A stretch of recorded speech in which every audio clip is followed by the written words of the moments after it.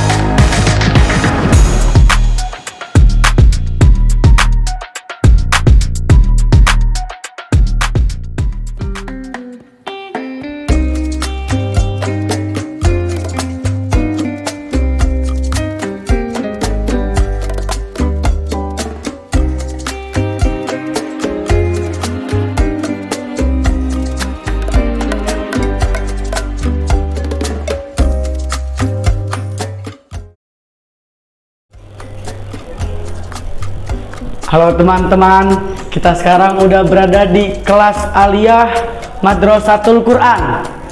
Nah, kita berada di sini untuk mencari mangsa. Nah, kita cari dulu ya.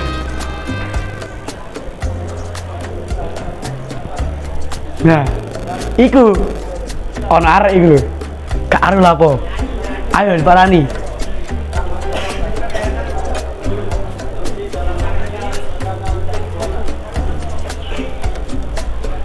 Assalamualaikum. Waalaikumsalam. Lapo iki? Baca-baca buku. Baca buku. Kok gak ngaji ya? Awan-awan ini biasanya arek ngaji sih. Belajar Oh, pengen belajar. Emang baca buku apa? sejarah Indonesia. Sejarah Indonesia. Tepak rek. Aku ini lagi nyari anak yang buat saya tanya-tanyain buat sejarah Indonesia. Kira-kira sampean gelem gak ini? Cara tata koi masalah sejarah Indonesia. Boleh. Boleh. Siapa dulu nih?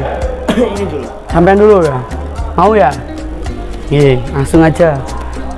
Srem.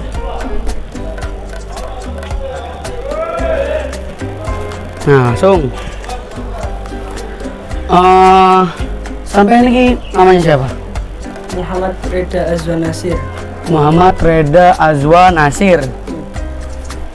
Kira-kira yang kamu sebut pahlawan itu seperti apa? Dan orang yang bisa disebut pahlawan itu seperti apa? Pahlawan adalah orang yang berjasa dalam hidup kita.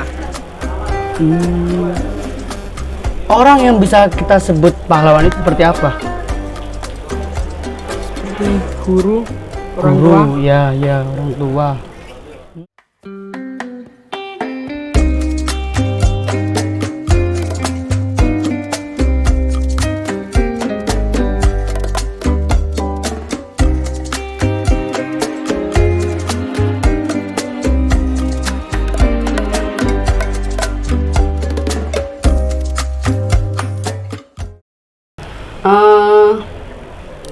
Sekarang itu Mas, tanggal berapa? Sekarang tanggal 10 November. Besok saya ulang tahun. Itu sampai ulang tahun? Iya. Waduh, tapi saya kira aku gak takut Mas, menit sampai ulang tahun. Aku saya kata takut itu yo. Bertepatan ambek apa sih? Tanggal 10 November itu. Kayaknya Hari Pahlawan. Hari Pahlawan. Apa yang kamu ketahui tentang Hari Pahlawan? Hari Pahlawan adalah hari di mana mengingat pertempuran yang terjadi di Surabaya yang diawali oleh insiden perobekan bendera merah, putih, dan biru pada tanggal 19 September 1945. Wow. Sampean iki belajar temenan ta Mas? Kok iso pinter kayak gini? Ya harus. Harus. Yang belajar kan harus yang tekun. Tekun. Oh iya. Kira-kira peristiwa 10 November itu ada di mana? Peristiwa 10 November terjadi di Surabaya. Di Surabaya, tepatnya di Hotel Yamato. Hotel Yamato. Perfect. Tuh. Kamu tahu nggak orang yang pahlawan yang ikut di peristiwa 10 November itu? Yang tahu kamu? Yang saya tahu Bung Tomo. Bung Tomo. Apa ada yang lain? Saya kurang tahu tentang yang lain karena Bung Tomo adalah beliau seseorang yang telah mengorasikan untuk menyemangati arek-arek Surabaya agar mempertahankan negaranya dari penjajah. Iya, emang bener juga. Orang yang bisa kamu sebut pahlawan itu seperti apa? Dan pahlawan itu seperti apa? Pahlawan adalah seseorang yang gagah dan berani. Dia adalah orang yang berjasa di hidup kita, orang yang rela berkorban meskipun itu tentang nyawanya sendiri, dan orang yang selalu memikirkan kemaslahatan. Genius masih sampean dos anjene pinter. Amin.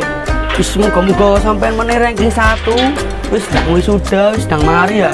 Wis ngono ya. Oke. Apa yang kamu ketahui tentang pahlawan dan orang apa yang bisa disebut pahlawan? Pahlawan itu, orang disebut pahlawan itu ketika bisa mengeluarkan dari kebutuhan menuju lebih mengetahui. Itu yang dinamakan pahlawan. Sejatinya pahlawan.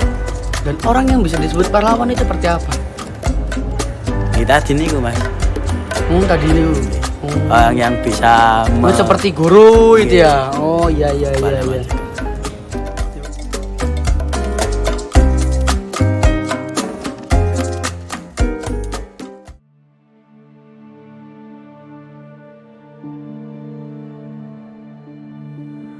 Proklamasi Kemerdekaan Bangsa Indonesia pada tanggal 17 Agustus 1945 Proklamasi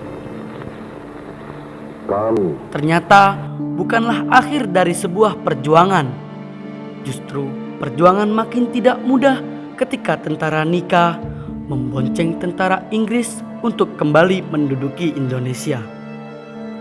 Dalam agresi militer 2 oleh tentara Belanda pasca kekalahan Jepang oleh sekutu. Hal ini menunjukkan bahwa upaya kolonialisme masih tetap ada. Menanggapi persoalan tersebut, para ulama pesantren mempersiapkan para pemuda dan santri secara militer untuk menghadapi agresi penjajah ke depannya. Dengan bekal gemblengan gratis dari tentara Jepang, para pemuda dan santri yang tergabung dalam barisan tersebut diberi nama Laskar Hizbullah.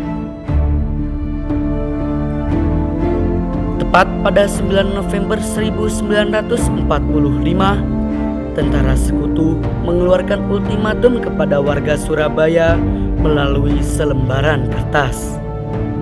Ultimatum tersebut berisi tuntutan agar warga Surabaya menyerahkan semua senjata kepada tentara sekutu sebelum jam 6 pagi hari berikutnya. Hal ini memicu kemarahan arek-arek Surabaya kepada tentara Inggris dan terjadilah perang pamungkas pada tanggal 10 November 1945. Momen tersebut tidak terlepas dari pencetusan fatwa resolusi jihad oleh Kiai Haji Hashim Asy'ari pada 22 Oktober 1945.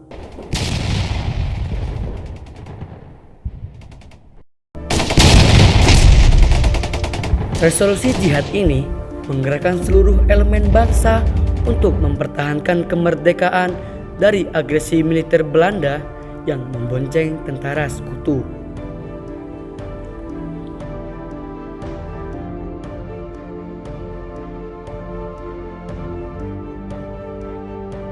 Didorong semangat jihad yang digelorakan oleh Kiai Hasyim Asy'ari melalui resolusi jihad serta kesadaran agar terlepas dari belenggu penjajahan demi masa depan Indonesia. Pada akhirnya kita menang terhadap penjajah dan dapat mempertahankan kembali kemerdekaan bangsa Indonesia.